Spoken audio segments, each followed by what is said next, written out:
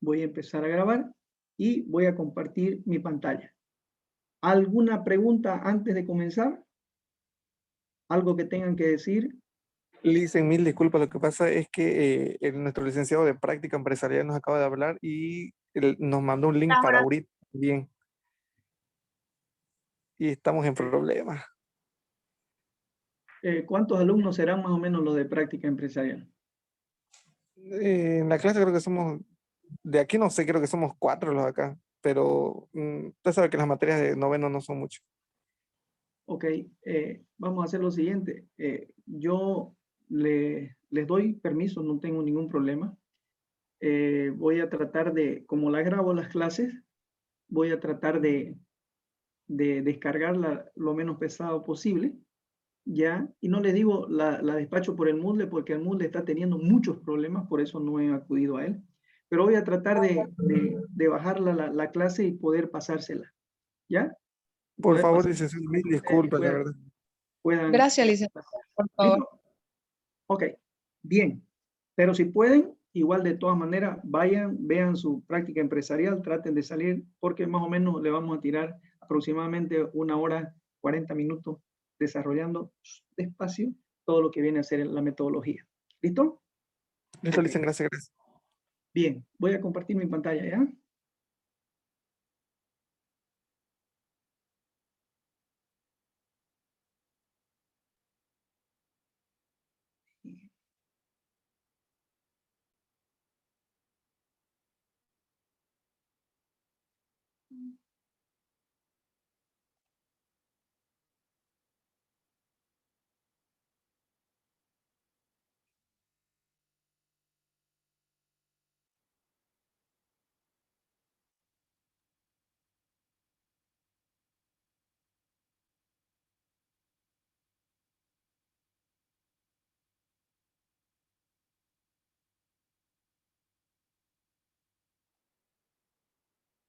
Ok. ¿Se está viendo bien?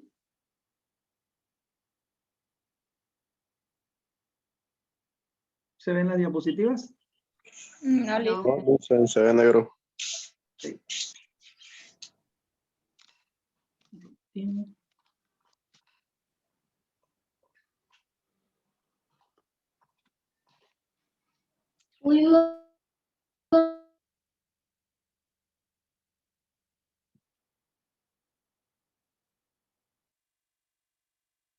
¿Y ahí la pueden ver?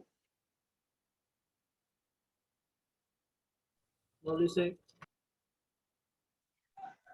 No se ve, Lice. No está compartiendo, dice.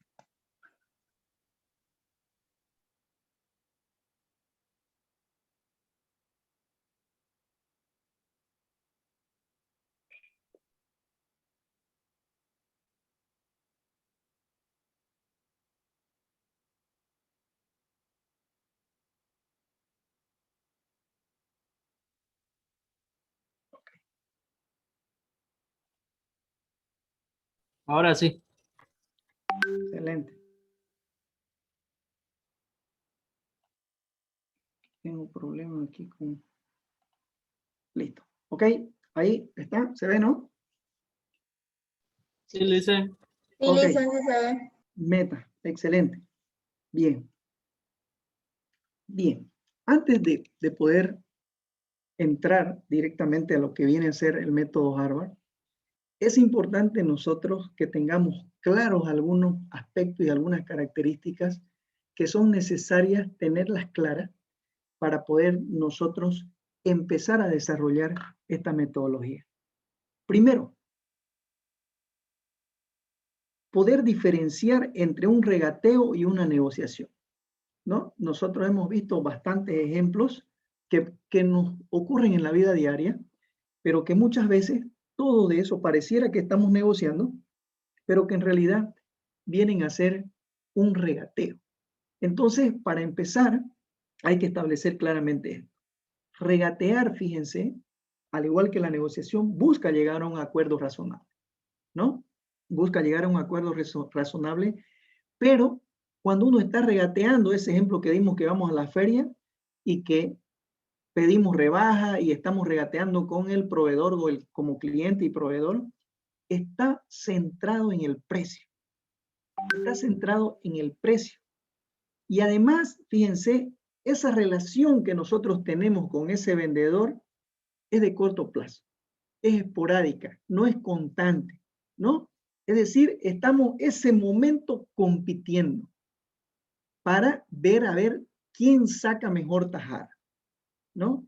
Es decir, nosotros estamos utilizando un modelo de relación pierde-gana, ¿no? O sea, no ganar-ganar, sino de ganar-perder. Si yo le pido más rebaja y me da, entonces gané yo. Si él me rebajó menos de lo que podía rebajar, ganó él. Entonces, del pierde-gana, ¿no?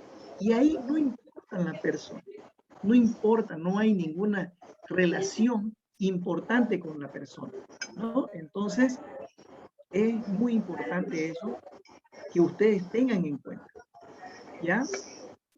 Eso es regateo, ¿no? Es decir, se lleva en un determinado tiempo corto, uno no espera tener una relación posterior a largo plazo, ¿no? No es lo mismo un proveedor que con un cliente, y además está centrado en el precio, en la plata que uno pueda pagar.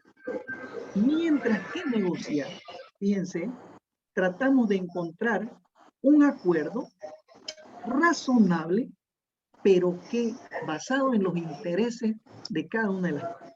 Es decir, satisfaciendo las necesidades de ambas partes. Y además, el negociar muchas veces significa, fíjense, priorizar una amistad duradera en el largo plazo.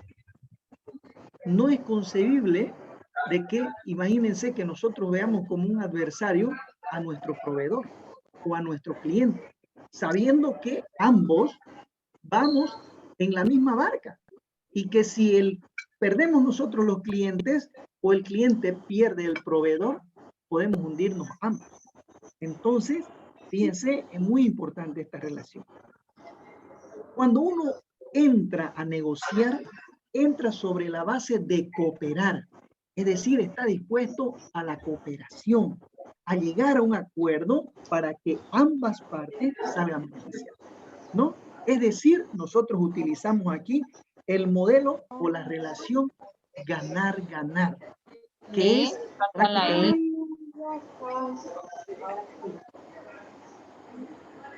Por favor, les pido que sus micrófonos, por favor, ya. Bien, entonces les decía que cuando uno trata de negociar, está utilizando esta relación de ganar-ganar. Y además hay un elemento importante, que esto lo vamos a ver más adelante en el método Harvard, ¿no? Es un elemento clave que significa ser duro con el problema que nosotros estamos enfrentando, pero suave con la persona, suave con el negociador, para crear empatía y poder juntos encontrar un acuerdo satisfactorio. Nosotros lo llamamos en negociación crear valor, o sea, la solución que cree un valor en el largo plazo, ¿ya? Entonces, partiendo de esa premisa, nosotros podemos decir algo como esto. ¿Quién es tu mayor opositor en una negociación? Y fíjense que lo que han ido aprendiendo en la resolución de conflictos, cuando hablábamos del autocontrol, cuando hablábamos del autoconocimiento y de la automotivación, tenemos que saber que, por ejemplo, existe la teoría del espejo. ¿Y quién es tu mayor opositor en una negociación? Eres tú mismo, porque tú necesitas conocerte primero a ti, lo que decíamos en esos mensajes, ¿no? Conócete primero tú y tendrás muchas batallas ganadas. Porque es importante saber su temperamento, saber su personalidad, saber sus emociones, porque es la manera de cómo nosotros reaccionamos ante una determinada situación. Entonces, un negociador que se quiere formar, primero tiene que autoanalizarse, autoconocerse primero uno mismo para después aprender a entender al otro. ¿Ya? Entonces eso es muy importante. Bien, dijimos anteriormente y vimos la diferencia entre regatear y negociar. Entonces, partiendo desde ese concepto, la negociación, fíjense, es buscar soluciones a un conflicto de intereses, por supuesto, a un conflicto de intereses mediante un acuerdo. Es decir, negociar es la solución a través del acuerdo. Es decir, la negociación surge como una respuesta a esos conflictos de intereses. La solución muestra el acuerdo al que se llega del conflicto de intereses que ambas partes tienen. Eso es muy importante que nosotros sepamos, ¿no? Entonces, si nosotros decimos y desglosamos este concepto, es importante saber también qué es un conflicto de interés, ¿no? ¿Qué es un conflicto de interés? Y el conflicto de intereses es algo que surge cuando dos partes quieren algo y no lo pueden conseguir tal como lo quieren en el mismo tiempo. Por ejemplo, si llegamos a la piscina y solamente hay un flotador y somos dos personas, ¿cuál de ellos lo ocupa? ¿Cuál de ellos? Cada uno necesita un flotador, por ahí los dos no saben nadar. Entonces, lo quieren en un determinado momento, pero no lo pueden conseguir. Y es ahí donde uno tiene que negociar, ¿no? Por eso es que parte la negociación de la solución al conflicto de intereses, ¿ya? Al conflicto de intereses. Aquí, en esta diapositiva, hablo de un ejemplo, señor Barrios y señor Gómez, en la compra de una radio, que les voy a mandar un video que es prácticamente el desarrollo de una negociación, justamente de la compra de una radio de un señor Barrios y un señor Gómez, para ilustrar justamente el conflicto de intereses. ¿Ya? Entonces, cuando hay un conflicto de intereses, cada uno aparentemente va a poner una posición para poder querer quedarse con ese espacio en el que nosotros necesitamos tener. Entonces, aquí aparece y volvemos, fíjense, a recapitular la teoría del iceberg. ¿Qué es una posición? Estamos desglosando el concepto de negociación, ¿no? Entonces, la posición es lo que nosotros requerimos, es decir, lo que nosotros estamos proponiendo, demandando. Y nosotros sabemos, según la teoría del iceberg, que la posición solamente muestra, o lo que se ve, solamente es un 10%. Inclusive algunos autores dicen el 5%. Esa es la posición, el planteamiento que nosotros estamos llevando, ¿no? Entonces, ¿cuál es el trabajo del negociador? El trabajo del negociador es buscar los intereses, es decir, el negociador debe trabajar en la parte oculta del iceberg, ¿no? ¿Se acuerdan de esta fotografía? ¿No? Entonces, fíjense, lo que nosotros comunicamos cuando empezamos a negociar es el 10%. Algunos, vuelvo a repetir, dicen hasta el 5%. Esa es nuestra posición. Es todo lo que se ve, es lo superficial, ¿no? Es por decir, una posición, es decir, a ver, yo quiero que me aumenten el sueldo el 10%. Es mi posición. Y la posición de mi jefe, no te voy a aumentar un 10%. Son posiciones. Pero debajo de esa posición existe el 90% donde radica en el interés, donde están tus emociones, donde están tus valores, donde están tus creencias, donde está la esencia de lo que te está llevando a negociar. Ahí es, por eso es que es muy importante la teoría del iceberg, porque nos muestra que donde el negociador debe centrar su objetivo es en descubrir todo lo que hay oculto, que son los intereses que nos llevan a la posición. Entonces, fíjense, los intereses están ocultos. Y esos que corresponden a los deseos, a las motivaciones, a los miedos que nosotros podemos tener y que estamos poniendo en juego, ¿no? En una negociación. Es muy importante encontrar justamente ese 90% y para ello necesitamos conocer toda esa parte conceptual que hemos venido viendo, para ver cuál es nuestro comportamiento, para ver cómo vamos a analizar el proceso, para ver cómo nos vamos a comportar y por supuesto para ver también y conocer a la otra parte cómo va a actuar y de qué forma va a representar su negociación. La solución a todo ese proceso es el acuerdo. Entonces, fíjense que un acuerdo es el resultado, es decir, es la solución derivada de ese proceso de negociación, donde ambas partes acceden a una serie de decisiones. Es decir, acuérdense de estas dos palabritas, ceder y conceder. No es lo mismo ceder que conceder. Ceder es dar. Conceder, fíjense, es dar, pero también recibir.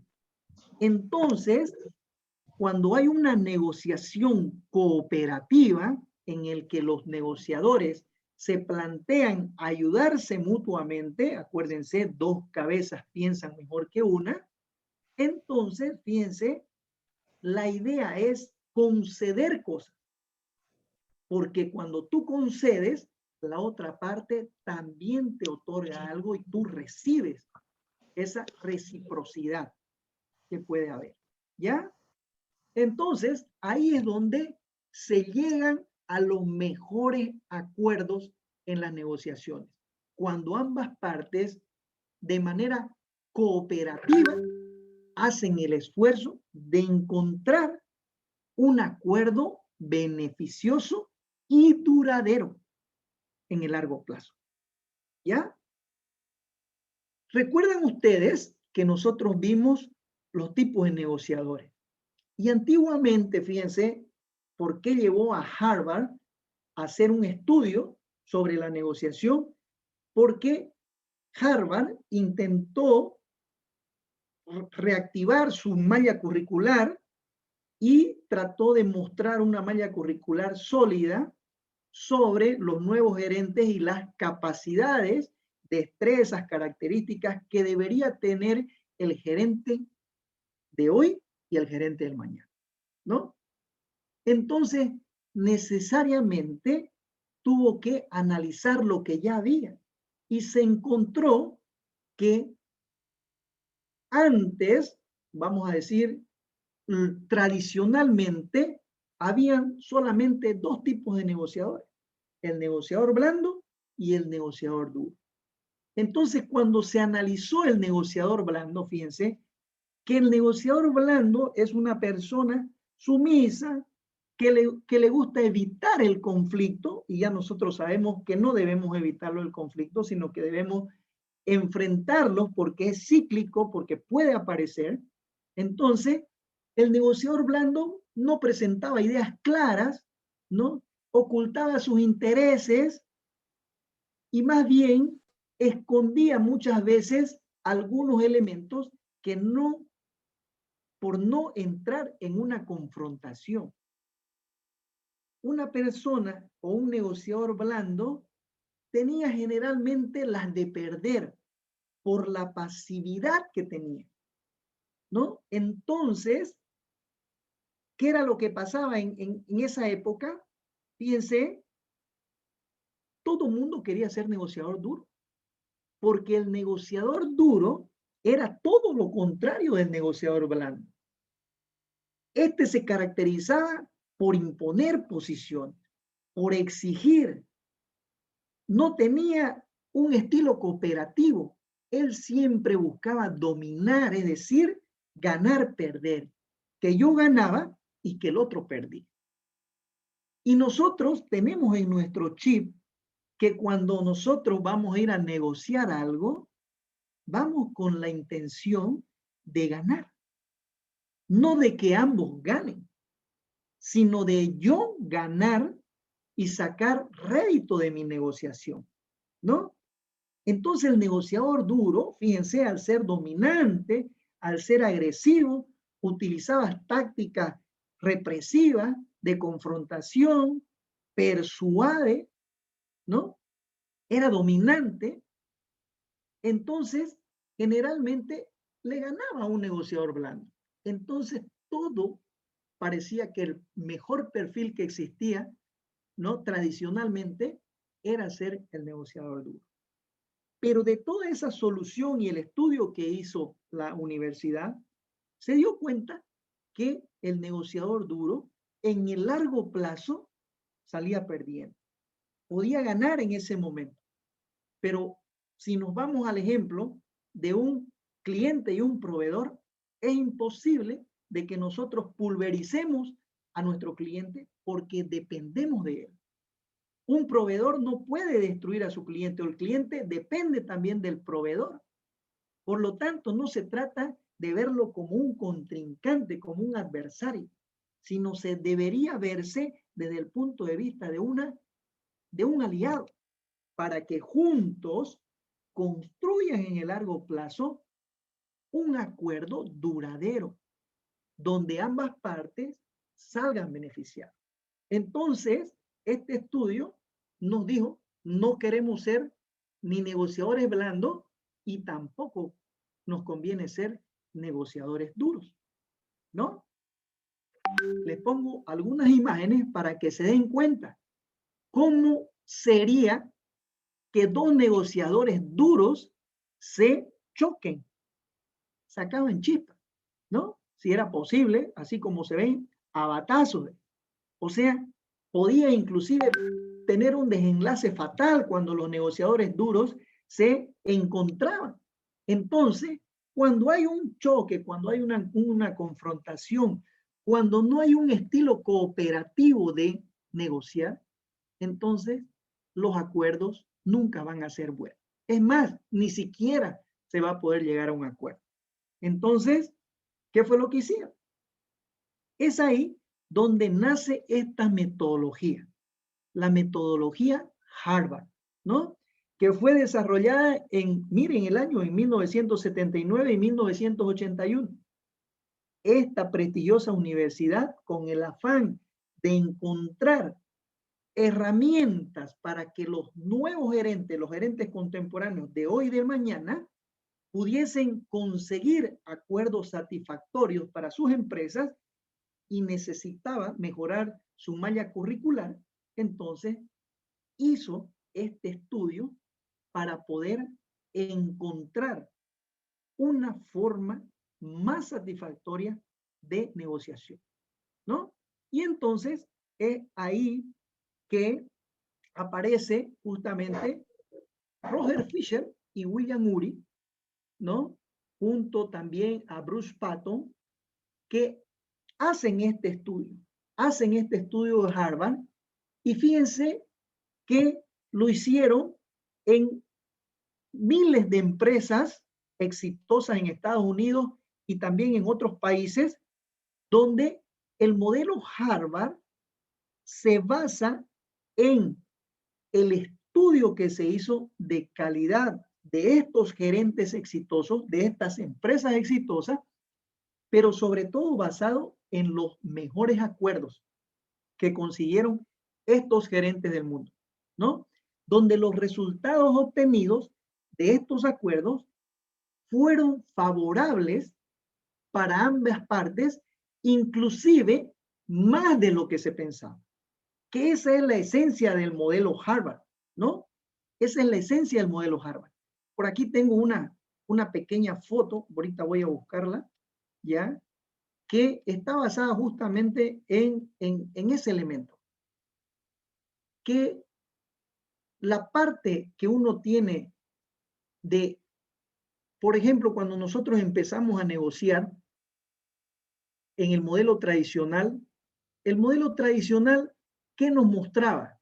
Nos mostraba prácticamente un ejemplo de tener una pizza o una torta en la que la idea era de que uno de los negociadores, si se llevaba la mayor cantidad del pedazo de torta, era el que ganaba y se iba satisfactoriamente contento.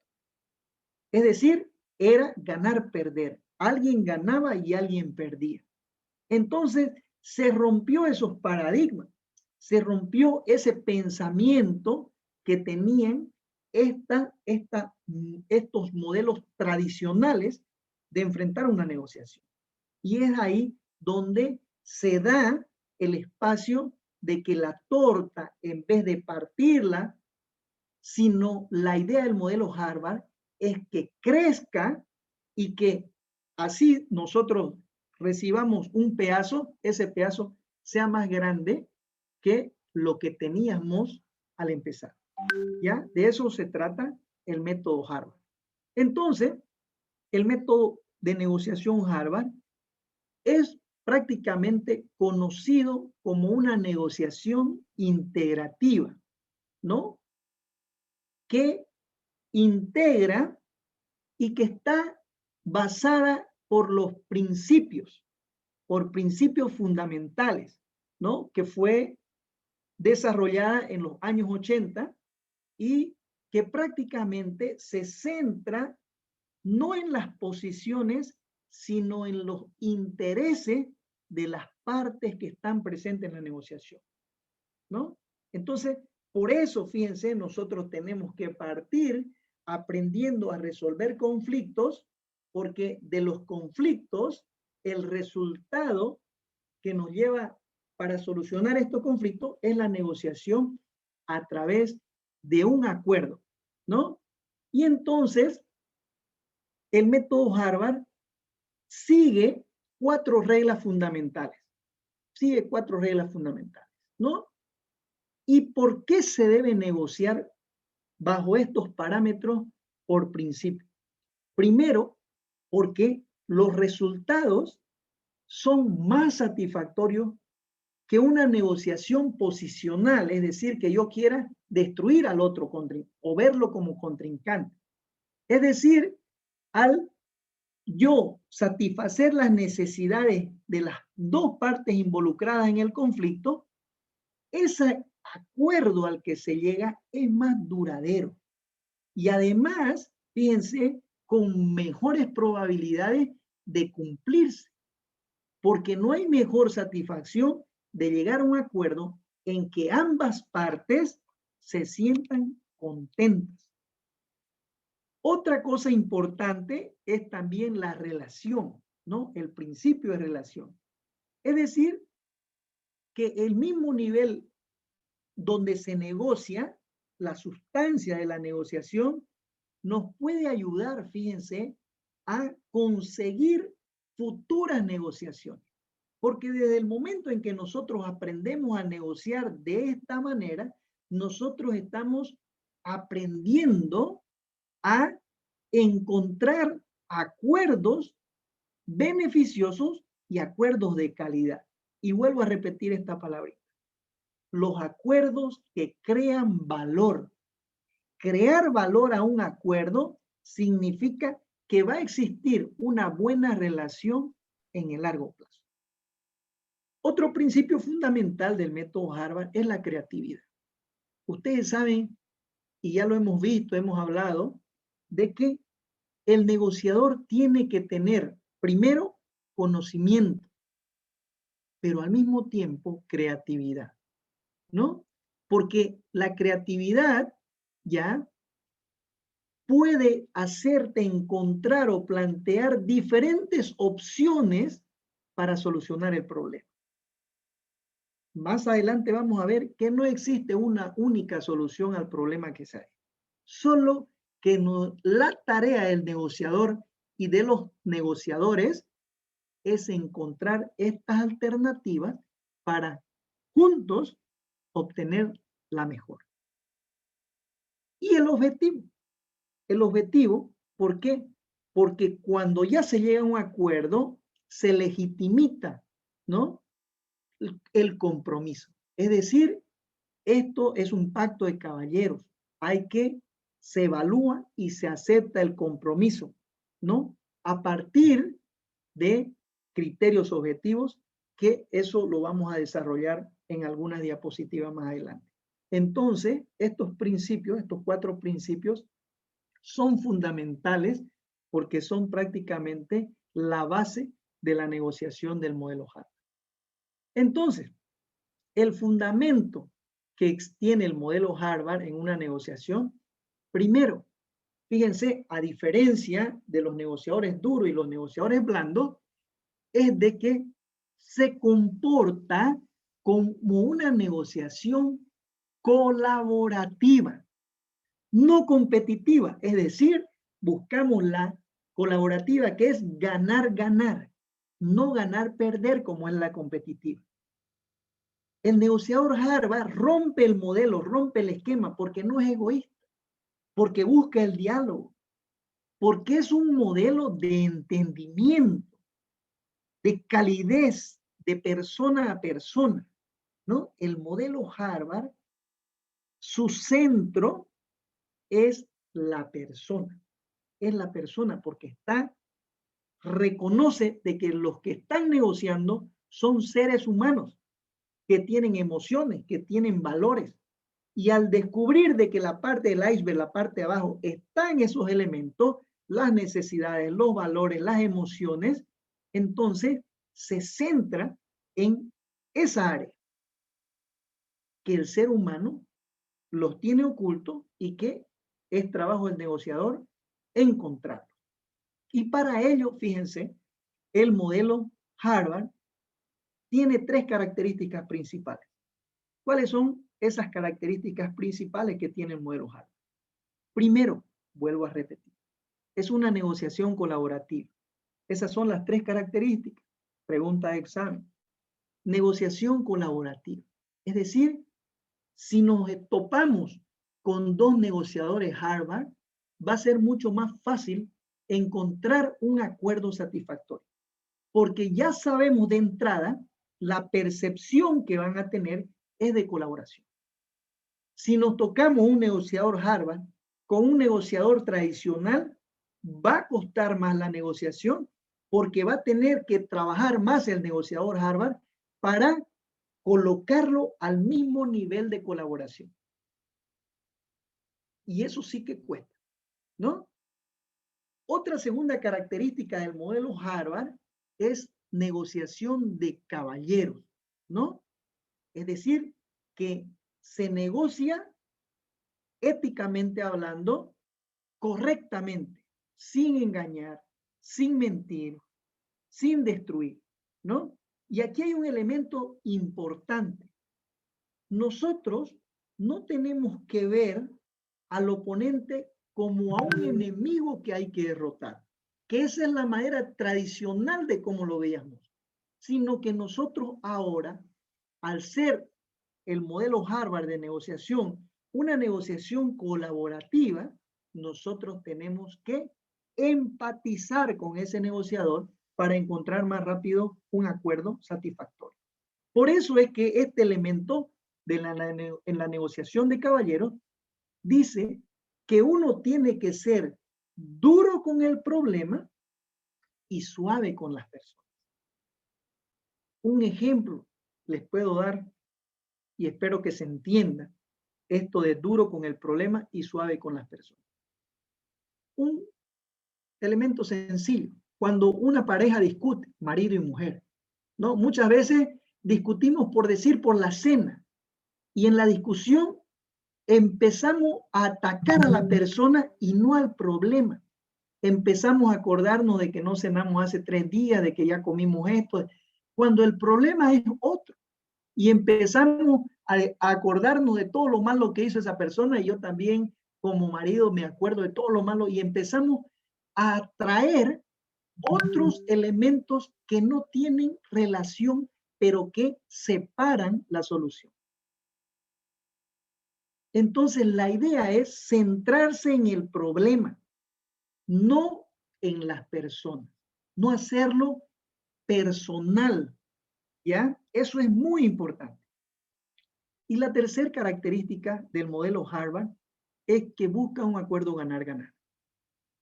El negociador Harvard es una persona que busca colaborar, es un negociador que trata de expandir sus ganancias, no solo las de él, sino las de ambas partes, ¿no?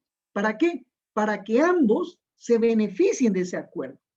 Por eso es que el lema de un negociador Harvard es negociación, ganar, ganar, ¿ya? Es decir, el negociador Harvard busca en sus resultados no quebrar la relación, más bien unir la relación. Por eso es diferente de un negociador tradicional, de un negociador blando, de un negociador duro, ¿no? El negociador Harvard los enfrenta, no los evita. El negociador Harvard no miente, no intimida, no presiona, ¿no? El negociador Harvard lo que hace es buscar consenso, coopera, ayuda también a la otra parte. No se olviden lo que les dije de la empatía. La empatía no solamente se basa en ponerse en los zapatos del otro. La empatía se basa en que uno se pone en el zapato del otro, pero también le ayuda a caminar para salir del problema. ¿Ya? No solamente es quedarse ahí, es ayudarlo y caminar junto con él para encontrar una solución. Este modelo, fíjense, no fue un modelo teórico, porque fue un modelo extraído de la práctica, porque se visitó, se estudió, se analizó a las empresas, a más de 2,000 empresas, ¿ya? Y a los mejores gerentes, a aquellos que habían encontrado un acuerdo de calidad. Ese es el éxito de este modelo de negociación, ¿no? Porque se sustenta en la calidad del acuerdo. Por eso, para Harvard, para este modelo de negociación, la palabra acuerdo o el acuerdo al que se llega es fundamental, porque la esencia también del método es lo que se consigue con este acuerdo. Por eso, para encontrar un acuerdo de calidad que le genere un valor mayor a lo que vos has conseguido, entonces este acuerdo debe cumplir 4 requisitos esenciales. ¿Cuáles son los requisitos de un acuerdo de calidad? ¿No? Que crea valor. Primero, que el acuerdo buscado en una negociación sea favorable para las dos partes, ¿no? Porque pueden ser bipartitas y hay negociaciones tripartitas o de muchos, pero que beneficie a todos. Entonces, la característica de un buen acuerdo, de las 4, la primera es que sea favorable para ambas partes. La segunda característica de un buen acuerdo es que ambas partes deben estar satisfechas. Es decir, que el acuerdo al que se llegó de calidad debe dejar contentos a ambos y felices a ambas partes, ¿no? De lo que lograron obtener. Obtuvieron inclusive más de lo que pretendían. No quedan con esa idea vaga de que pude sacar más o de que me engañó o de que no puedo llegar yo a dormir tranquilo pensando en que yo perdí algo, sino que ambas partes salen satisfechas, salen felices, contentas de haber conseguido un acuerdo de calidad.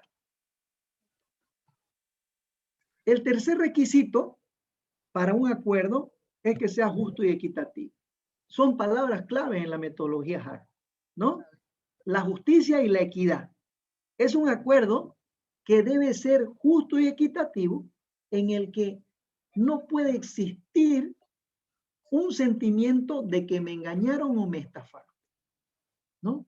Por eso es que este acuerdo, como les decía anteriormente, debe satisfacer las necesidades de ambas partes, que estén satisfechas y que lo encuentren justo y equitativo, no solo para mí, sino también para la otra parte. Y la última característica de un buen acuerdo de la negociación Harvard es que debe fortalecer la relación. Y aquí es lo importante de darnos cuenta de que no siempre el negociador duro puede ser el mejor, porque gana. En el largo plazo, ¿no? Sale perdiendo.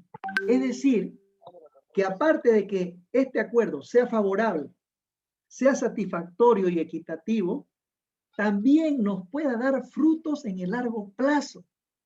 Es decir, hemos creado una relación constante que en el largo plazo va a continuar entre ambas partes, como son los proveedores y como son los clientes, o viceversa. Y si vamos al ejemplo del marido y la mujer, pues más bien nos va a ayudar a solidificar el matrimonio, a encontrar una solución juntos que más bien solidifique mi relación.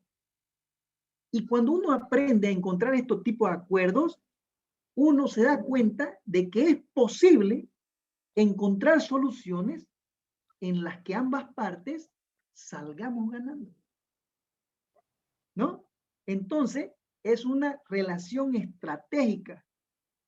Si nosotros nos vamos al ámbito laboral, hemos conseguido buenos socios.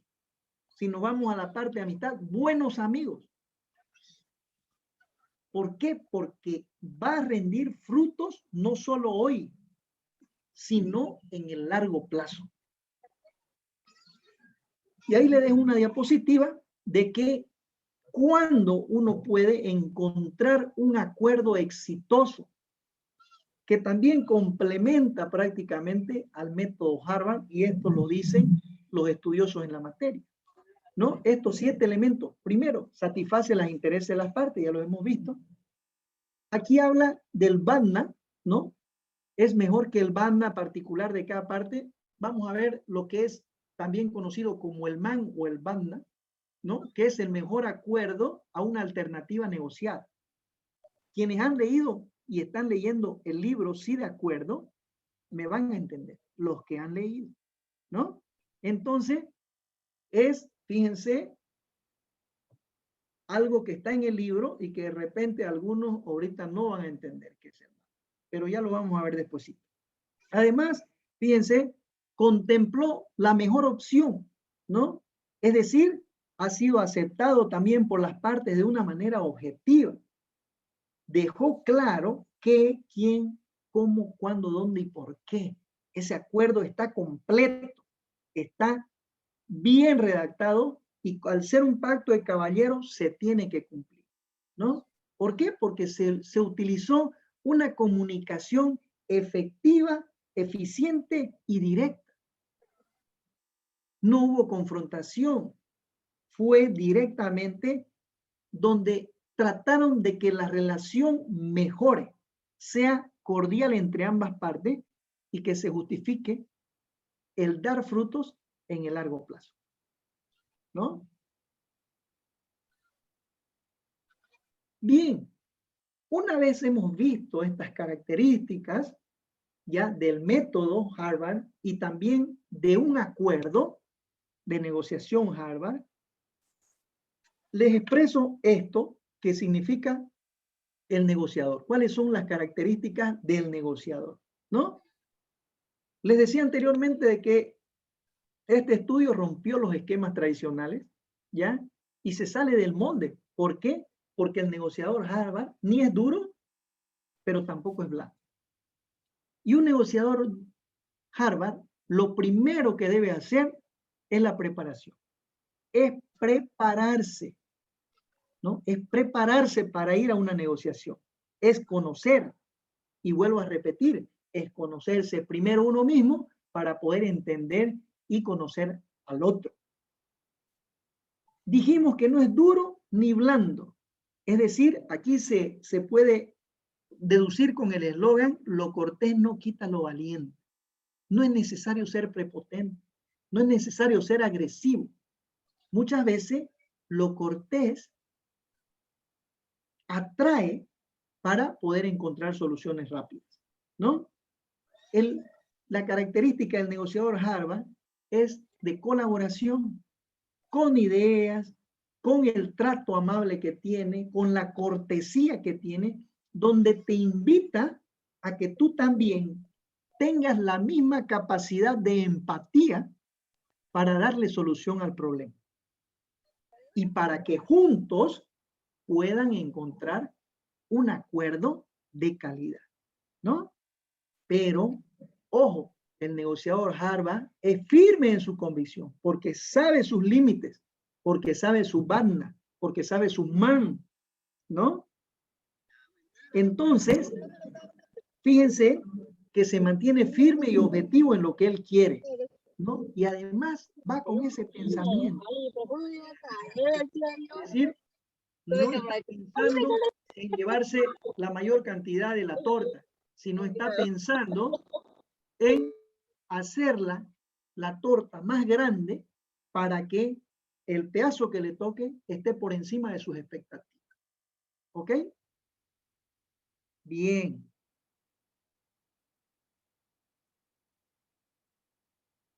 Voy a dejar de compartir un ratito mi pantalla, ¿ya? Para que nos movamos un poquito, para que nos movamos y podamos despejar un poquito para tomar agüita, refresco, lo que ustedes quieran, y poder continuar con las diapositivas. ¿Se está entendiendo? ¿Se está comprendiendo la diferencia entre los modelos tradicionales y la nueva metodología de cómo nosotros debemos encarar una negociación? Ojalá que sí. Y si tienen alguna pregunta, Sí, Licen, se está entendiendo. excelente. Ahora les doy 5 minutos para que puedan tomar su agüita, tomar su cafecito. Los quiero despiertos para que puedan entender y poder continuar con las demás diapositivas. ¿Ok? Tienen 5 minutos.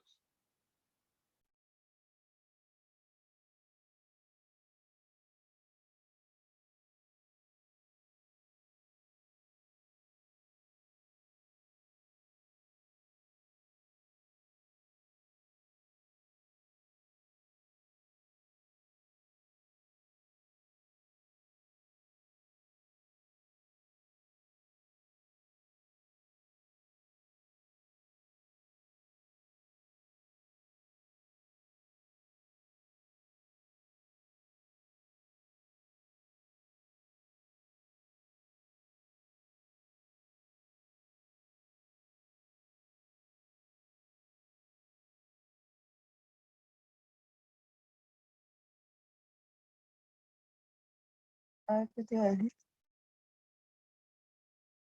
Ay, el ridículo de Sega que podía pegar.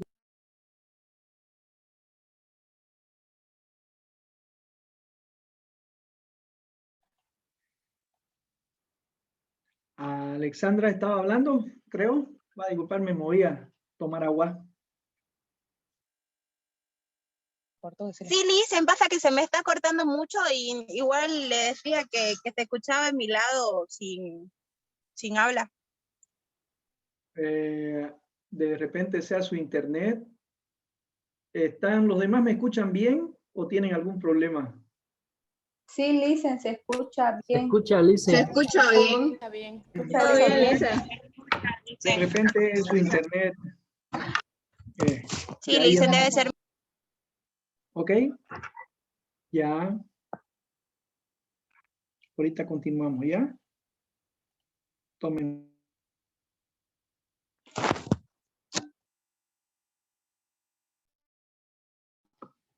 Profe.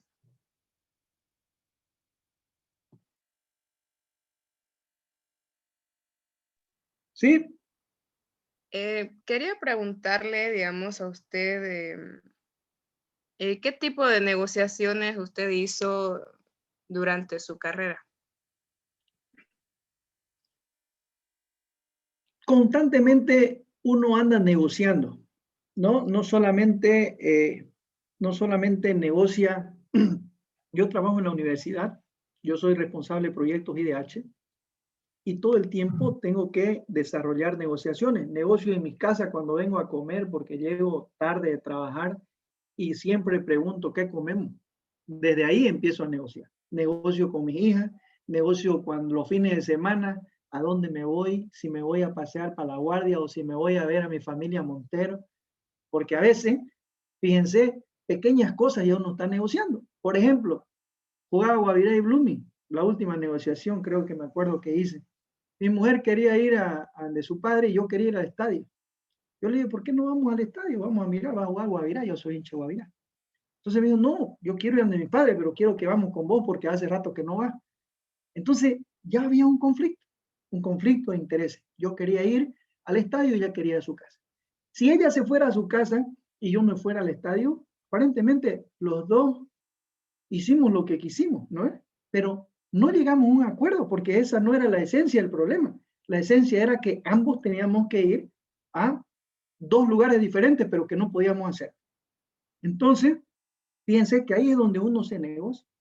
Ahí es donde uno empieza a negociar y dice, ¿sabes qué? A tu papá podemos ir mañana, pero hoy yo voy al estadio porque el partido no lo puedo repetir, en cambio sus padres van a estar mañana ahí en su casa también, y el partido no se juega todos los días, ¿no? Entonces, desde ahí uno empieza a negociar. Negocio en la universidad para conseguir recursos para mis proyectos. Yo manejo el IDH en la facultad que yo trabajo. Trabajo con medicina, con enfermería y odontología. Todo el tiempo tengo que estar pendiente en planificación de los ingresos que el Estado manda con recursos, es decir, dinero, para los proyectos. Y los proyectistas estamos ahí peleándonos con nuestros proyectos para que sean aceptados y nosotros poder hacer gestión en la compra de equipos, de insumos, ¿no? De construcciones que tenemos que hacer dentro de la área que nos compete. Entonces, estoy negociando constantemente. Y eso hace muchas veces de que cuando uno sabe la teoría y pone en práctica todo eso que le hemos venido enseñando, entonces encuentra acuerdos duraderos y amistades con los negociadores que en el largo plazo me dan frutos. Es decir, todos los años tengo que negociar recursos y por lo tanto yo estoy sembrando en ese momento para que cuando me toque nuevamente negociar con esa persona, juntos encontremos un acuerdo que genere valor. ¿Ya? Sí, Luisa, ya ¿Sí? le ¿Está bien? entiendo. Sí, pero Ok. ¿usted nos podría contar alguna anécdota digamos, que le haya costado negociar o una persona que ha sido muy dura para negociar? Y usted, digamos, aplicó algo creativo y que logró, digamos, su objetivo, que ambos estén de acuerdo, digamos, lleguen a un acuerdo de forma satisfactoria. Te soy honesto, yo creo que con la persona que uno más le cuesta negociar es con su esposa. Es con su esposa. Pareciera ser fácil, pero a veces las mujeres están metidas en sus ideas y no comparten la misma ideología que uno tiene, y eso cuesta muchas veces llegar a un acuerdo. Cuesta años, te lo digo por experiencia, ¿no? Soy 25 años casado y te aseguro que hemos roto acuerdos y hemos roto negociaciones muchas veces, miles de veces. No hemos podido llegar a un acuerdo, ¿no? Si nos vamos a esos ejemplos así. Y fíjate el problema, los divorcios son justamente por eso, porque uno no puede encontrar el camino de un acuerdo satisfactorio para ambas partes. Y muchas veces uno opta por romper la relación. Y ahí a uno acarrea los problemas con los hijos, los problemas que pueden venir, ¿no? De partición de bienes y un montón de cosas. Es difícil negociar con tu esposa, porque de algo estoy convencido en esta vida, es de que uno no es que encuentra su media naranja. Uno para convivir tiene que existir siempre el área de discusión pero encontrar una persona que también tenga el carisma y el carácter de negociar para encontrar soluciones. Si te encontrás con alguien que no quiere negociar nunca y que quiere solamente ganar, no va a durar tu matrimonio. Por eso te digo que lo más complicado para mí, porque significa mucho un matrimonio por los hijos, por el ambiente que uno, por los años que uno convive con la persona, creo que negociar con una esposa es una de las cosas más complicadas, ¿no? Es más complicada, porque es algo íntimo, es algo que emocionalmente te puede afectar. Muchas veces las emociones duelen más que la plata. Y cuando tú muchas veces negocias en otra institución, estás negociando algo ajeno. No estás negociando cosas tuyas que te pueden perjudicar. Si tú pierdes un contrato, si tú pierdes de repente en el trabajo que no te dieron el aumento, bueno, perdiste esa parte que ni siquiera la había recibido. Pero seguí sobreviviendo, ¿no? No hay una represalia, no hay un problema posterior, ¿no? Pero cuando se trata ya de algo sentimental, muchas veces causa mucho más daño que la parte económica. Por eso te digo, esa es mi anécdota, la discusión. Le hice una consultita. Claro. Este método Harvard, del 100%, ¿qué tan efectivo es? Me refiero a que siempre tiende a crecer en ambas oportunidades, en ambos acuerdos, o tiene a veces que no se llega a los acuerdos entre ambas partes con este método. Todo va a depender de la negociación. Ninguna negociación es igual y no existe un método que te garantice el 100%. Siempre hay problemas porque mucho depende del negociador. Si tú te encuentras un negociador que no es colaborativo, que no es integrativo, que no quiere negociar y que tiene la manía tradicional de querer ganar, generalmente no vas a llegar a un acuerdo.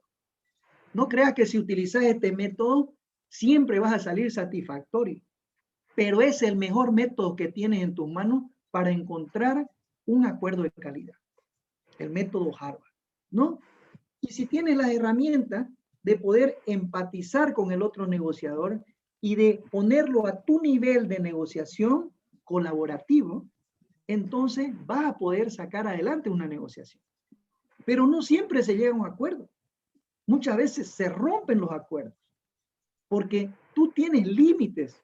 Si estás leyendo el libro, vas a saber que es un MAN, ¿no? El mejor acuerdo, una alternativa negociada. Tienes límites que no puedes sobrepasar porque ya te afectaría, ¿no? Entonces hay que encontrar ese equilibrio. Se llama esa zona, la parte se llama SOPA, zona, ¿no? Zona de posible acuerdo. Entonces esa área es la que hay que trabajar, ¿no? No creas que utilizando el método siempre vas a salir ganando. A veces depende del negociador que te toca. Si te toca un negociador no colaborativo, difícilmente vas a encontrar una solución. Pero conociendo esta herramienta, tú vas a poder encontrar esa parte del iceberg que está oculta, de qué es lo que quiere, cuáles son los intereses de la otra parte, cuáles son sus emociones que lo llevan a esa posición que tiene. Entonces la vas a trabajar. Una negociación no se hace en una hora, no se hace en un día. Muchas veces puede tardar más tiempo porque es un proceso de análisis, es un proceso de destreza, es un proceso de habilidades y que tú debes conocer para poder encontrar justamente esos niveles en los que puedas encontrar esa área que es la zona de negociación. ¿Ya, Antonio? Espero haberte respondido. O sea que tiene menos efectividad en el corto plazo este método, Lisa, que en el largo plazo. Cuando tú manejas, si encuentras, no, el método Harvard te soluciona inmediatamente y te pone en el largo plazo con mejores condiciones, ¿no? Llegar a un acuerdo ya es una solución inmediata y te lo solidifica ese acuerdo en el largo plazo.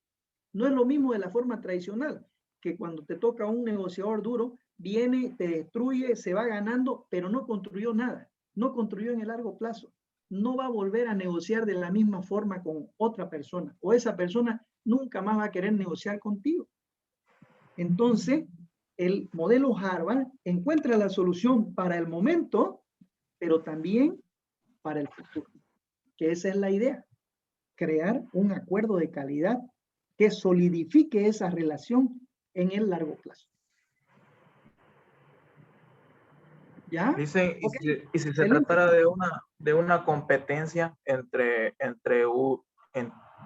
que un jefe, digamos, o un comprador tuviera dos vendedores y un vendedor utiliza el método Harvard y el otro utiliza un método duro, pero utiliza su método duro para darle palo al que utiliza el método Harvard. ¿Hay que jugársela con la misma moneda o qué hay que hacer? El negociador Harvard no es un negociador duro, no es un negociador de confrontación. Entonces tiene que trabajar a ese negociador para llegar a la misma sintonía, ¿no? Es como la radio, digamos. Si tú no la pones en una buena sintonía, no se va a escuchar bien, entonces no se va. Ahí hay que trabajar más. Le va a costar más al negociador Harvard trabajarla a esa persona para encontrar ese equilibrio y esa empatía para poder juntos, no te olvides que el negociador Harvard busca una negociación colaborativa, que la otra parte colabore con la solución para que ambas partes salgan beneficiadas, ¿no? Entonces el negociador duro va a querer ganar él solito, pero el negociador Harvard tiene que trabajarlo a ese negociador. Y por eso es que debe tener también tácticas de persuasión para poder encontrar justamente esa área de negociación, esa sopa que nosotros llamamos, zona posible a un acuerdo. ¿Ya? Persuasión basándose en información que uno recolecte antes, pues, ¿no? Por supuesto, es que una característica del negociador Harvard, ¿qué es? Es que se prepara. Hay que conocer, hay que investigar con quién te vas a sentar a negociar. Tenés que investigarlo a la empresa, al negociador, ¿no? ¿Y eso cómo se hace? Charlando, comunicándose, viendo sus reacciones, viendo qué es lo que ofrece, investigando qué es lo que quiere. ¿Cómo va a entrar un negociador siempre? Con la posición. Volvemos a la teoría del iceberg. Va a entrar con ese 10%. Nosotros tenemos que tener la capacidad de encontrar ese otro 90% que está oculto. Y eso lo hacemos ¿cómo? Preguntando para que esa persona se desahogue y esté diciendo las cosas que necesita, ¿no? Preguntando, parafraseando, entendiendo, escuchando, ya para poder entender qué es lo que quiere. Y después trabajarlo ya de acuerdo a lo que uno pretende también alcanzar. Ok, Licen, gracias. Listo. Ok. Estaríamos toda la noche charlando porque es interesante, pero necesito terminar y continuar, ¿ok? Voy a seguir compartiendo mi pantalla y después al final hablamos. ¿Ya?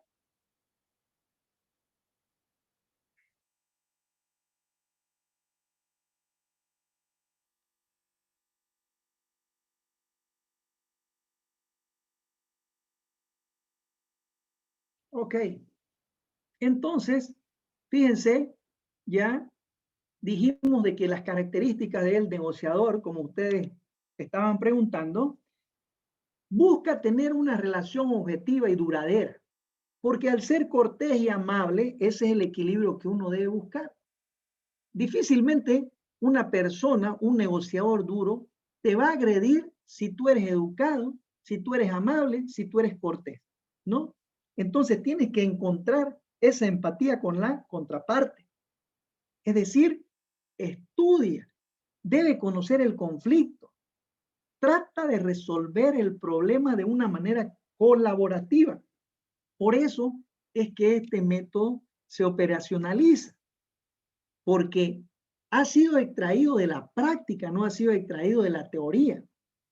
Se charló, se investigó a todos estos gerentes, cómo trabajaban, cómo hacían y buscaban sus acuerdos para generar valor. Y aquí lo que yo les decía, los grandes negociadores se hacen, no nacen.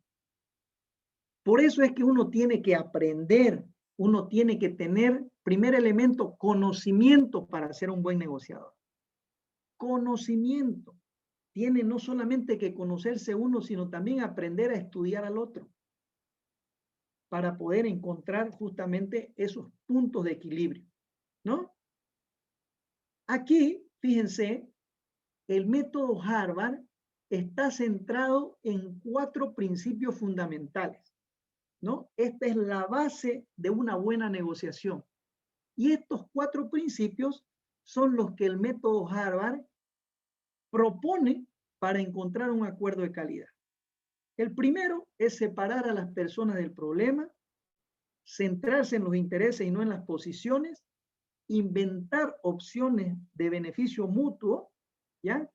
E insistir en aplicar criterios objetivos para cumplir ese acuerdo. Vamos a desarrollar cada uno. Estas son denominadas las reglas de oro. 4 reglas de oro del método Harvard. Esta, la primera, la número 1, es la más importante del modelo. De las 4 reglas de oro, la primera regla es la más importante. ¿Por qué? Porque es la más complicada de hacer. Separar a las personas del problema.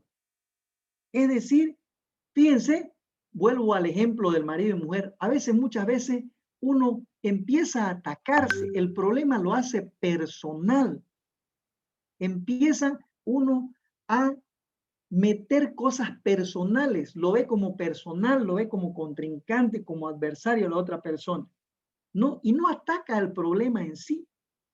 Por eso, el método Harvard especifica claramente de que hay que separar a las personas del problema. Una cosa es la posición personal y otra cosa es el interés que tiene de conseguir el objetivo. Entonces, la idea es buscarle una solución en conjunto. Es decir, no agrandar más bien el conflicto con problemas personales. De repente que no me gustó tu postura, no me gustó cómo hablas. No se olviden que los gestos, ¿no? El lenguaje no verbal dice mucho. Y muchas veces uno percibe cosas que no son. La percepción es casi el 90% de los problemas. Entonces la idea es no entrar en una discusión de tipo personal, que mi ego de ganar o de perder esté por encima de las pretensiones o de los intereses que yo tengo, ¿no? Entonces, no, yo no voy a perder con este gerentecito de quinta, ¿no? Que tu ego no se inmiscuya en el interés que tú tienes, ¿no? Esto es lo más difícil de conseguir, porque solo depende de tu habilidad, depende de la habilidad del negociador. Por eso es que lo primero que uno tiene que hacer para ser un buen negociador es conocerse a uno mismo, para poder autocontrolarse, para poder automotivarse también. ¿Y autocontrolarse cómo? A no enojarse. No se olviden que en negociación el que se enoja pierde. Eso es claro. Si te enojas, si te exaltas, si empiezas a decir lo que vos querrás, no vas a llegar nunca a un acuerdo. Porque a nadie le gusta. Porque a nadie le gusta que lo traten, a nadie le gusta que lo humillen, a nadie le gusta que lo presionen para que acepte algo que uno no quiere. Entonces, ojo, el principal elemento de las reglas de oro del método Harvard es separar a las personas del problema. ¿Ya?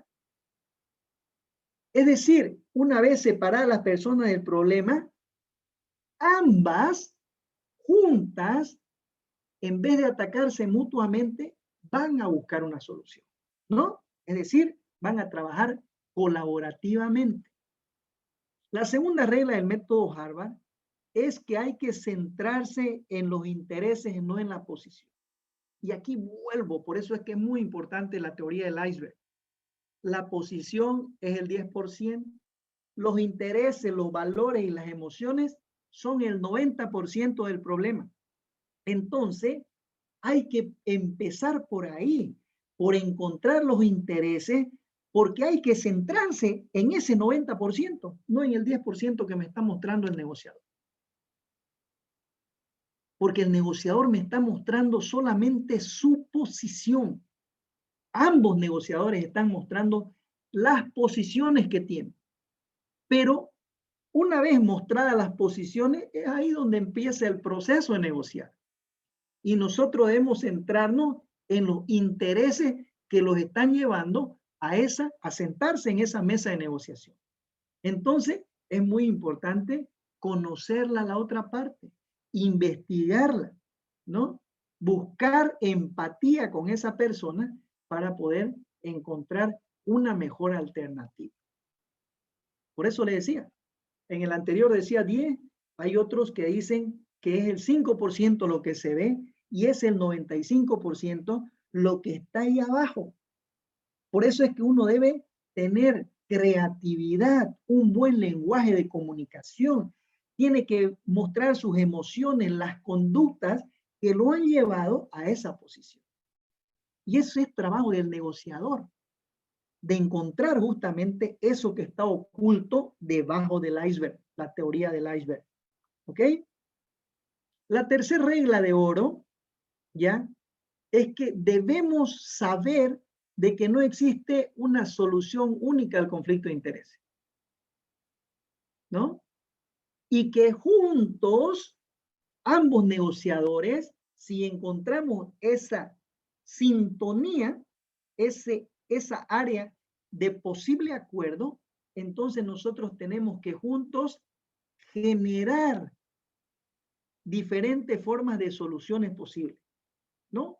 Porque hay diferentes maneras y diferentes opciones. De repente que nosotros no las hemos visto, pero que el otro negociador me puede mostrar desde otra perspectiva la solución al problema que tenemos. A mayor cantidad de ideas que nosotros podamos tener, mejor va a ser la toma de decisiones y por supuesto va a ser mejor el acuerdo al que nosotros lleguemos. Porque cuando alguien entra en la misma sintonía, en el mismo guial, entonces te colabora. Y vuelvo a repetir, cuando creas empatía con la persona, no basta con ponerse en los zapatos del otro. Tienes que caminar con él también, encontrándole la solución. Porque de repente tú eres más creativo que el otro negociador y al problema se le encuentra una alternativa que le mejora inclusive la perspectiva que él tenía. ¿Y eso de qué se trata? Habilidades, destreza, capacidad, conocimiento del negociador. Por eso un negociador Harvard se prepara. Clave, se prepara. ¿No? Entonces, entre más opciones tú pongas a la mesa, entre tantas opciones, juntos van a escoger la mejor alternativa. Y la cuarta regla de oro, fíjense, es que hay que insistir que este resultado esté basado en criterios objetivos. ¿A qué se refiere criterios objetivos? ¿No? Les doy un ejemplo. Cuando tú llegas a un acuerdo, por decir, voy a la playa a quererme comprar un auto, ¿no? Entonces el vendedor, el playero me dice, le pido $20,000 por la movilidad. Yo le digo, no, te ofrezco 15. No, pero me da sus atributos, etcétera, etcétera, y discutimos. Al final quedamos en 18, pero para que ese acuerdo al que nosotros llegamos sea satisfactorio para ambas partes y ambos nos vamos contentos, nos vamos satisfechos, como dijimos anteriormente, del acuerdo de calidad de ambas partes, el criterio objetivo significa, por ejemplo, que yo para comprarlo y esté seguro de que no me está engañando el vendedor de la movilidad, busco una evaluación de un mecánico. Le digo, está bien, lleguemos a un acuerdo, ni 20 ni 15, 18, pero vamos al mecánico que me certifique de que el motor está bien, ¿no? O no puedo pagarte más porque el precio del mercado dice que este vehículo está más o menos entre 17 y 18. Y si nos vamos al certificado de calidad, podemos recurrir a la ISO 9001 o a la opinión de un experto, depende qué es lo que estamos negociando, ¿no? Entonces, esos son los criterios objetivos que hacen que uno esté tranquilo de que un experto opinó de que está bien lo que yo estoy adquiriendo. Es decir, legitimó esa compra bajo un criterio lógico. Avaló la compra porque certificó de que el vehículo está bien, de que el motor está en perfectas condiciones, ¿no? Entonces eso permite que uno se vaya más seguro y más satisfecho de el acuerdo al que llegó, ¿no? Ok. ¿Qué más? Esto es la certificación. Esta era la fotito que le mostraba, que estaba buscando anteriormente. Todos partimos de esta pequeña torta, ¿no? Que la idea, fíjense, de un negociador tradicional, trata de verla la torta y de que a mayor cantidad del pedazo, estoy hablando de la tortita pequeña, si yo me llevo el pedazo más grande es que yo gané, saqué un acuerdo beneficioso para mí y el otro perdió porque sacó un pequeño porcentaje de la torta. La negociación Harvard no se trata de repartir esta pequeña torta actual. Se trata de hacerla crecer, por eso hay una flecha, y fíjense que la torta crece y que no importa que la dividamos, ese pedazo que nos toca es más grande del que nosotros íbamos a recibir con la anterior forma de negociar, con la negociación tradicional. Con la negociación Harvard se busca, ya les he dicho, buscar acuerdos que generen valor. No solo en ese momento, sino también en el largo plazo. Que el pedazo de la torta que me toque sea más grande inclusive de las expectativas que yo tenía al comienzo. De eso se trata el modelo Harvard. ¿Ok? ¿Se entendió? Espero que sí. ¿Ya? Entonces, voy a dejar de compartir mi pantalla. Fíjense, he tratado, la verdad, de sintetizar objetivamente el modelo, porque tendríamos que tocar uno por uno a profundidad. ¿Y dónde se lo toca este modelo? En el libro. Sí, de acuerdo, ¿no?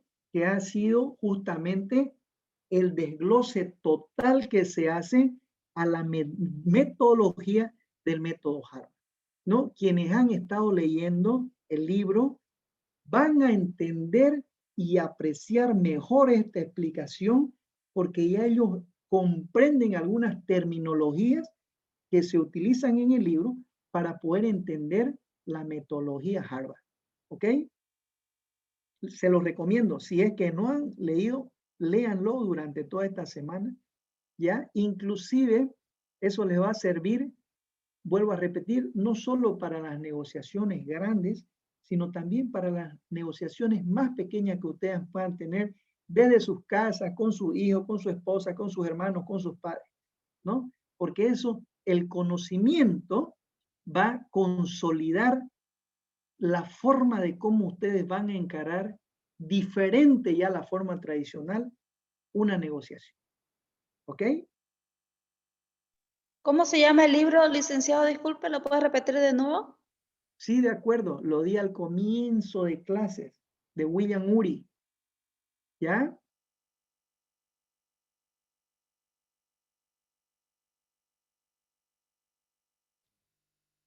Ok. ¿Qué les pareció? ¿Cambia la perspectiva de lo que ustedes pensaban antes? ¿Es diferente? ¿Qué opinan? La verdad que sí, licenciado, porque siempre he tenido esa mentalidad, digamos, de siempre ganar, ¿no? Porque, o sea, está bien ganar, pero cuando ambos negociadores, digamos, se van satisfechos, puede a lo futuro ser mucho mejor, ¿no? Por ejemplo, digamos, si tú tienes algún producto o materia prima, digamos, y logras negociar de muy buena forma con otra persona, esa persona puede incluso hasta que otras personas más quieran negociar contigo porque está satisfecho de alguna forma con el producto o servicio que tú vendas, ¿no? Y ahí puedes ampliar tus ventas, tus ganancias, se podría decir de esa forma, ¿no? En cambio, si uno impone, ya no quiere, ni siquiera te recomienda, ¿no? Te puede cerrar más puertas o oportunidades. Una de las cosas que dije justamente que entre vendedores y proveedores no puede haber verse como adversarios, porque ambos están en la misma barca. Un proveedor no puede andar sin un comprador y el comprador necesita de sus proveedores para poder desarrollar su negocio. Entonces, si alguien se hunde, lo va a hundir al otro también, ¿no? Salvo que existan diferentes o múltiples proveedores. Pero no hay mejor cosa que encontrar un proveedor que en el largo plazo, como tú dices, haya creado empatía contigo y que más bien te ayude inclusive con los otros proveedores para que te sirvan. Por eso es que hay que sembrar para cosechar. Cuando tú cooperas y esa persona se va satisfecha, entonces cree en vos, tiene confianza en lo que vos estás haciendo y por lo tanto tu imagen ante esa persona es de credibilidad. Por lo tanto, cuando ella tenga la oportunidad, te va a hacer quedar bien ante otros. Y eso es bueno para ti, ¿no? Y viceversa, tú también cuando te toque hablar de ese proveedor, por la empatía que conseguiste con él, también vas a tratar de ayudarlo porque hay una relación duradera en el área. ¿Alguien más que quiera comentar alguna cosa?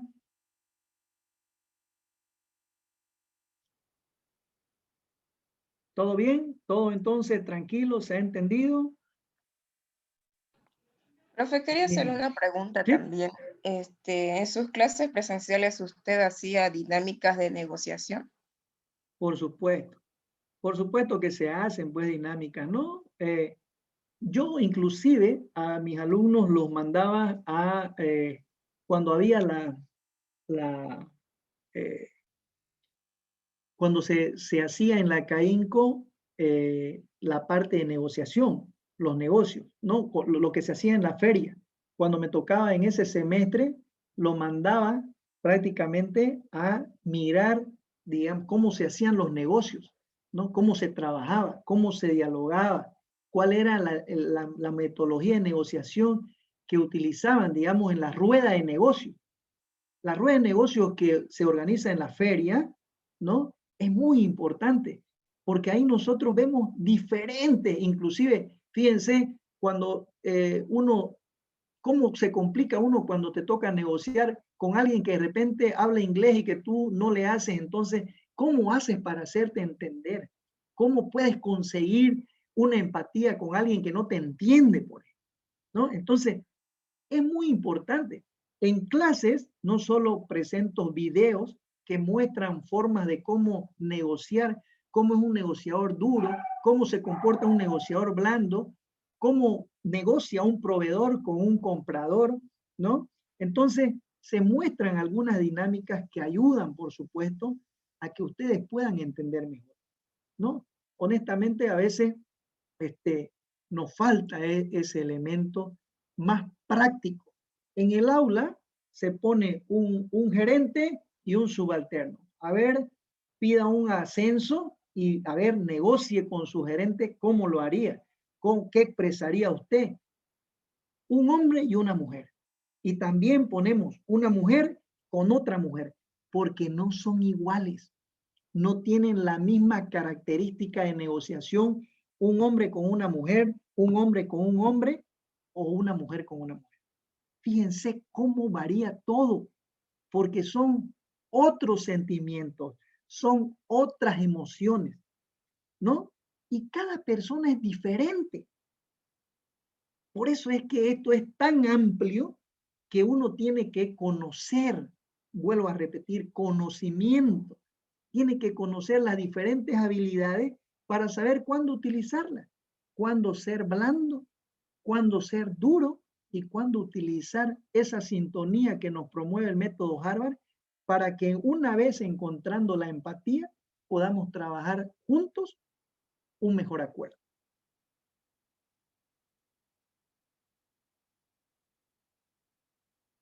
¿Alguien más? Sí, que Lice. tenga alguna pregunta? Gracias, Emilio, por participar.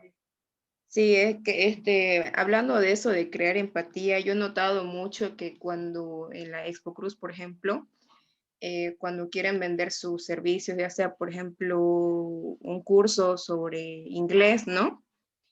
Siempre buscan la forma, digamos, de preguntarte algunas cosas personales y tomar esos puntos de referencia, o sea, para conocer a la persona con la que vas a negociar. Toma sus puntos de referencia y de acuerdo a eso te va a decir, por ejemplo, ¿qué carrera estudias? Digamos, yo estudio tal carrera. Sí, el inglés te va a servir para esto, puedes hacer maestrías a esto. O sea, busca llegar a ti para que tú consumas su servicio, ¿no? Ahora que lo estoy pensando, es así. Las veces que yo iba a la Expo Cruz, igual me gustaba ver cómo en la rueda de negocios, cómo buscaban formas de hacer negocios entre empresas que eran medianas y pequeñas, ¿no? Habría más oportunidad para el crecimiento de sus empresas, incluso hasta de exportación de sus productos al extranjero, como productos que son, por ejemplo, alimentos que no hay en el extranjero, como el chuño, la quinoa, o productos que hay aquí, no en Santa Cruz, y allá, digamos, en el extranjero, como no existe ese fruto o ese producto, entonces lo ven algo nuevo, entonces lo quieren comprar, digamos, ¿no? Todas esas dinámicas así me parecieron interesantes, una de las razones por las que estaba estudiando esta carrera. Es muy importante encontrar conexiones, ¿no? Exacto. Conexiones Entonces, emocionales, direccionadas a fíjate, uno, ¿no? uno de los primeros elementos que uno hace cuando va a negociar con alguien es empezar a conocerlo a través del currículum. ¿Qué estudias? ¿No? Mirarle su apariencia, cómo está vestido, tiene anillo de matrimonio. Hay técnicas que uno debe conocer, por eso es que es formativo el negociador, se forma. El negociador aprende, se crea y depende de uno. Porque uno tiene que ser observador, tiene que mirar los detalles, tiene que ser detallista para poder encontrar justamente, es como hacerte un análisis FODA. Debe costar, por supuesto, mucho más, porque es de persona a persona, ¿no? Si tú puedes entrar al internet, a qué empresa pertenece antes de negociar con él, si tú puedes entrar y buscarlo con su nombre para ver qué fotos pone ahora que tiene, digamos, Facebook, que tiene Instagram, qué es lo que le gusta, de repente lo ves jugando fútbol, ¿ves? Entonces hay la manera de llegar, la forma de cómo llegarle para crear ese ambiente, esa área del posible acuerdo que uno pueda llegar. Es muy importante, es muy importante. Y eso, la verdad que, fíjense, yo por eso le reclamo a todos que no prenden sus cámaras. ¿Cómo puedo crear empatía con ustedes? Si apenas los veo. ¿Por qué hago ese tipo de examen de conocimiento, de entendimiento? ¿No? Porque es la única manera de verlos. Porque todos apagan sus cámaras y yo no sé, digamos, pues quiénes son. No sé si están ahí, no sé si me están atendiendo, no sé si están entendiendo lo que yo les estoy diciendo, porque no preguntan, porque no participan. Entonces, tiene sus ventajas por la comodidad, pues, ¿no? Estoy en mi casa dictando clases, ustedes pueden estar echados, pueden estar en la cocina cocinando y escuchando muchas formas, pero también tiene desventajas y limitaciones, que muchas veces nos va a hacer falta la parte práctica de cómo uno se ve. Por eso es que uno tiene que conocerse, sus capacidades que uno tiene, ir justamente creciendo en esa actitud, en ese conocimiento propio para mejorar sus cualidades. Eso va a permitir que crezca como persona y como negociador. ¿Alguien más que tenga algún comentario que hacer?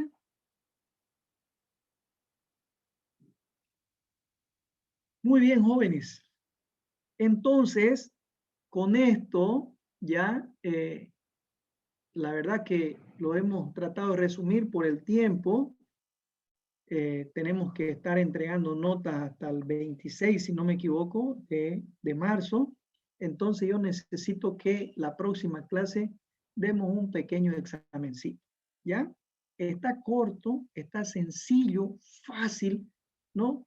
Porque la verdad que hemos tratado de ser objetivos y directos para no, por el tiempo que nosotros teníamos. Entonces, les agradezco yo siempre la atención, la participación que ustedes tienen, y por eso es importante participar de las clases, porque es aquí donde nosotros ilustramos justamente las diapositivas con los ejemplos, con la explicación correspondiente de dónde sale, de dónde proviene todo lo que se pone, para que ustedes puedan entender mejor. ¿Ya? Entonces, listo. No es más. Nos vemos el día, yo en el transcurso de mañana, pasado mañana, voy a hacer lo que les pido siempre, una lista de los que quieran dar primero, ¿no? 20 primero, 20 después, lo veremos si va a ser por hora o por día, ¿no? Entonces, para que me dé tiempo, ustedes saben la forma de cómo yo los tomo los exámenes, por lo tanto, para mí significa tiempo, ¿no? Entonces, pero ya deben estar preparándose porque a partir del jueves empezamos a dar el examen, ¿ok?